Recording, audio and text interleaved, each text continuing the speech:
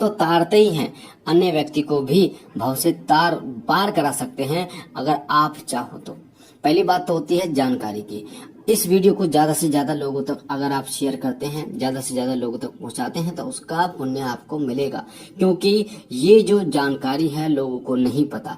इस जानकारी के माध्यम से लोग अवेयर होंगे, उन्हें पता चलेगा कि कौन सी चीज ऐसी है जो दान करने से उनको जन्म जन्मांतर उसका फल मिलता है। साथ ही उनके रोग दोष जो है वो नष्ट हो जाते हैं, उनके जीवन में आ रही समस्याओं का निवारण हो जाता है, पैसे से संबंधित समस्याएं हैं वो खत्म हो जाती है, कर्ज अगर उन पर चढ़ रहा है तो सबसे सटीक उपाय है ये। 12 में से एक चीज भी अगर आप दान करते हैं तो आपके बड़े से बड़ा जो कर्ज है वो छूट जाता है, उससे आप मुक्त हो जाते हैं। तो कौन सी ऐसी चीजें हैं जो आपको मंदिर में दान करनी चाहिए? मंदिर में जिस चीजों को आप दान करते हैं वो बार बार इस्तेमाल होती हैं, बार बार इस्तेमाल होती हैं। जैसे आपने देखा होगा जब मंदिर बनाया जाता है तो एक विशेष व्यक्ति के द्वारा नहीं बनाया जाता, पैसे इकट्ठे करके बनाया जाता है। और साथ ही कई लोग मूर्ति दान करते हैं। आपने देखा होगा कई लोग मूर्ति दान करते हैं, हनुमान जी की कोई मूर्ति है, माता दुर्गे की कोई मूर्ति है, माता वैष्णो की कोई मूर्ति है, शिव जी की कोई मूर्ति है या शिवलिंग है, इस प्रकार से दान करते हैं। तो उनके द्वारा किया गया दान महादान में आता है। ये क्यों महादान में आता है? और उनके द्वारा किया गया दान उन्हें जन्म जन्मांतर जो है वो फल देता रहता है, उनके जीवन के जितने भी बुरे कर्म होते हैं उन सभी को काटता रहता है और उन्हें शुद्धता प्रदान करता है। और इस योनि से उन्हें, जो मनुष्य योनि उन्हें मिली है, इससे देव योनि में उन्हें पहुंचाता है। तो आइए मैं आपको बता देता हूं उन 12 चीजों के बारे में जो आपको दान जरूर करने चाहिए, जिससे आपको अभिष्ट फल प्राप्त होता है। सबसे पहली चीज मूर्ति। अगर आप चाहते हैं कि आपके दान का बार बार आपको फल मिले, जैसे आप एक बार काम करते हो तो एक बार आपको पैसा मिलता है, पर दान एक ऐसी चीज है, अगर आपने मूर्ति कोई दान की, अगर वो मूर्ति बार बार स्नान कराई जाएगी, उस मूर्ति की जितनी पूजा होगी, उस मूर्ति को जितनी सेवा होगी, उसका फल आपको जरूर मिलेगा। उसका फल आपको जब जब उस मूर्ति की पूजा होगी, जब जब उसका फल आपको मिलेगा। मूर्ति की जितनी सेवा होगी, जितनी पूजा होगी, उतना फल आपको मिलता रहेगा, उतना ही आपके अकाउंट में जो है वो आता रहेगा। दूसरी, पूजा के बर्तन। पूजा के बर्तन आपने देखा होगा अधिकतर इस्तेमाल होते हैं। पूजा के बर्तनों में तांबे का लोटा, पीतल का लोटा भगवान शिव को स्नान कराने के लिए प्रयोग किया जाता है, या फिर मूर्तियों को स्नान कराने के लिए प्रयोग किया जाता है। या फिर दीपक आपने देखा होगा, पीतल के दीपक होते हैं, वो दीपक जलाए जाते हैं भगवान के। या फिर कई बार बाल्टी भी आपने देखी होगी मंदिर में, वो बाल्टी जो है वो भी प्रयोग की जाती है, मंदिर की साफ सफाई के लिए प्रयोग की जाती है। तो अगर आप पूजा के बर्तन आप दान करते हैं तो जब जब वो बर्तन प्रयोग होंगे, जब जब वो भगवान की सेवा के लिए प्रयोग होंगे, जैसे तांबे का लोटा या पीतल का लोटा है, अगर वो जब जब भगवान शिव की पूजा के लिए प्रयोग होगा, जितनी बार भगवान शिव को उस तांबे के लोटे से स्नान कराया जाएगा, उतनी बार आपको उसका फल प्राप्त होगा, ये तय है। अगर जितनी बार वो दीपक जलेगा, जो दीपक आपने दान दिया है, उतना ही आपको पुण्य की प्राप्ति होगी। तो ये दूसरी चीज है। तीसरी चीज है कि भगवान के वस्त्र। अगर आप भगवान की जो मूर्ति के वस्त्र आप भगवान को अर्पण करते हैं, जितनी बार अर्पण करोगे उतनी बार आपको कृपा मिलेगी, और जितनी बार वो भगवान के शरीर पर यानी भगवान की मूर्ति को पहनाए जाएंगे, उतनी बार उसका फल आपको मिलता रहेगा, जब तक मिलता रहेगा। चौथी चीज है हनुमान जी का चोला। आपने देखा होगा कई मंदिरों में हनुमान जी की जो है वो मूर्ति होती है, सिंदूरी मूर्ति, और उस पर हनुमान जी का चोला चढ़ाया जाता है। पंडित जी चोला चढ़ाते हैं, कई लोग, हम और आप भी चोला चढ़ाते हैं। तो उसमें चमेली का तेल, इत्र, सिंदूर, हनुमान जी का जनेऊ, लंगोट और भोग का सामान, दीपक, ये सारी चीजें होती है।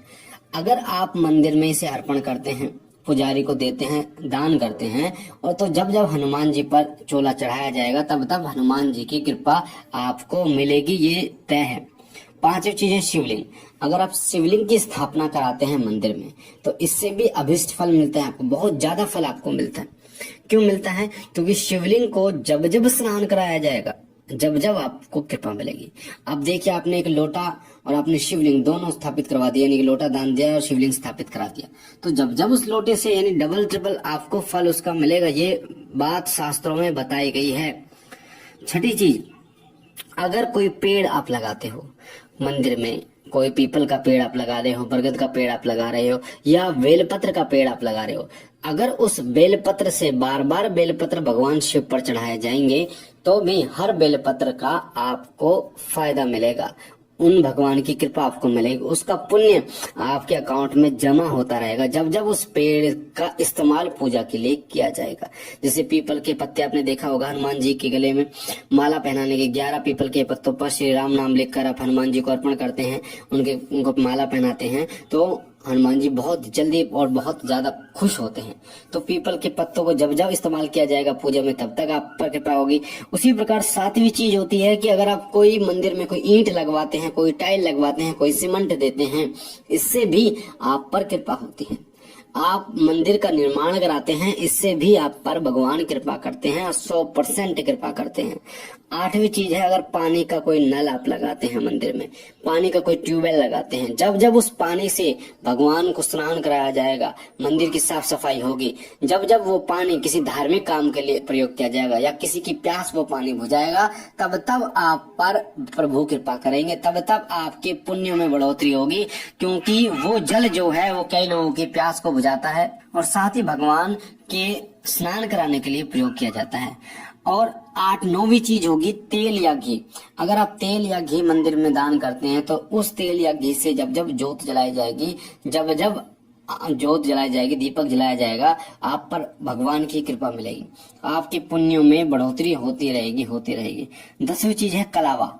अगर कलावा आप भेजते, क्योंकि कलावा जो है वो बाती बनाने के भी काम आता है, दीपक में बाती बनाने के काम आता है, साथ ही भगवान को वस्त्र रूप में अर्पण करने के काम आता है। कलावा कई तरीके से काम आता है, या फिर पंडित जी कई लोगों के हाथ में कलावा बांधते हैं, तो कलावा अर्पण करते हैं। ये बहुत बड़ा पुण्य का काम है, क्योंकि इसे रक्षा सूत्र भी कहा जाता है, इससे रक्षा भी होती है, साथ ही वस्त्र के रूप में भी इसे प्रयोग किया जाता है। तो भी आप पर कृपा होती है, तो भी आपको उतना फल मिलता है जितना कि आप एक शिवलिंग को स्नान कराने पे मिलता है। 11वीं चीज है, अगर आप कोई अनाज कोई अगर आप दान करते हैं और उस अनाज से भंडारा किया जा रहा है, जैसे भंडारे में आपने देखा होगा, भंडारा दान कीजिए भंडारे में, और अगर आप पैसे दे देते हैं वो इतना दान नहीं आता। अगर आप स्वयं अनाज देते हैं, आटा देते हैं, चावल देते हैं, तो वो आपकी पुण्यों में बढ़ोतरी करता है। और 12वीं चीज है भोग का सामान। भगवान को भोग सुबह शाम लगता है, 3 और 4 टाइम लगता है, आपको तो पता ही है। तो जब जब भोग भगवान का तैयार होगा और जब जब भोग भगवान को लगाया जाएगा, तब तब भगवान कृपा करेंगे, उस भोग को स्वीकार करेंगे और आप पर बहुत ज्यादा कृपा होगी।